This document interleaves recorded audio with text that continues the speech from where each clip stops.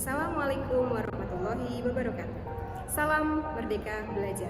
Perkenalkan, nama saya Rintani Puji Lestari. Saya adalah guru bimbingan dan konseling di SMP Negeri 11 Pekalongan. Pada kesempatan kali ini, saya akan melaksanakan aksi nyata setelah mengikuti pelatihan mandiri platform Merdeka Mengajar pada topik yang pertama, yaitu Merdeka Belajar. Dalam topik Merdeka Belajar sendiri, terdapat 5 modul. Pertama adalah mengenali dan memahami diri sebagai pendidik. Kemudian yang kedua, mendidik dan mengajar. Ketiga, mendampingi murid dengan utuh dan menyeluruh. Keempat, mendidik dan melatih kecerdasan budi pekerti. Dan yang terakhir, pendidikan yang mengantarkan keselamatan dan kebahagiaan. Nah, dalam modul yang pertama, memberikan gambaran kepada kita semua bahwa sebagai pendidik hendaknya kita memahami dan menghayati diri kita menjadi manusia yang merdeka untuk terus belajar.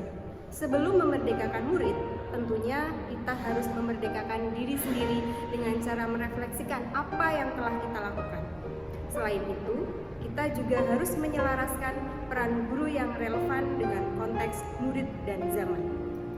Lantas bagaimana mendidik dan mengajar pada kurikulum Merdeka Belajar? Pada modul yang kedua dijelaskan bahwa sistem pengajaran zaman kolonial yang masih menggunakan sistem perintah dan sanksi terkadang masih kita jumpai pada sistem pendidikan sekarang. Misalnya, meminta murid berdiri di depan kelas saat tidak mengerjakan tugas, atau meminta murid untuk duduk rapi menghadap ke depan saat berada di dalam kelas, atau mungkin memberi hukuman kepada siswa yang melakukan kesalahan. Sistem pendidikan seperti ini didasarkan atas diskriminasi, dan menurut Ki Hajar Dewantara perlu adanya sistem pendidikan yang humanis dan transformatif serta pendidikan kultural. Untuk itu, sebagai pendidik, kita harus bisa memerdekakan murid agar mereka memiliki cipta, rasa, dan karsa. Selanjutnya di modul ketiga dijelaskan bahwa proses pendampingan terhadap murid kita harus menyesuaikan dengan kodrat keadaan, yang mana kodrat tersebut dibagi menjadi 2, yaitu kodrat alam dan kodrat zaman.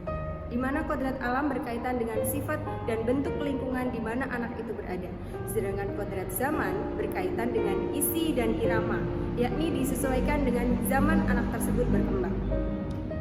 Menurut Ki Hajar Dewantara, para pendidik untuk menuntun murid mencapai kekuatan-kekuatan kodratnya sesuai dengan alam dan zaman, hendaknya menerapkan asas trikon, kontinu, konvergen, dan konsentris. Kontinu sendiri artinya pendidik menuntun murid dengan perencanaan dan pengembangan secara berkesinambungan. Sedangkan konvergen artinya pendidik menuntun murid dengan pemikiran terbuka terhadap sumber belajar dan mengambil praktik baik dari kebudayaan lain. Konsentris artinya pendidik menuntun murid dengan berdasar kepribadian, karakter, dan kebudayaan kita sendiri sebagai pusatnya.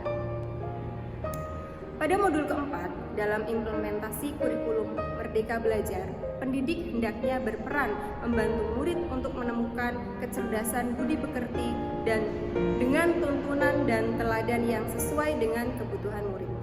Seseorang yang mempunyai kecerdasan budi pekerti akan senantiasa memikirkan, merasakan, dan mempertimbangkan setiap perilaku yang ditampilkan. Selanjutnya yaitu modul kelima.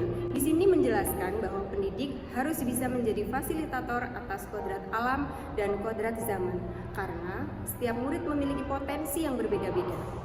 Berdasarkan hal tersebut, kemudian Ki Hajar Dewantara menerapkan sistem Among dengan semboyan Ingarso Sungkulodo, Ingmadio Mangunkarso, dan Tutwuri Handayani.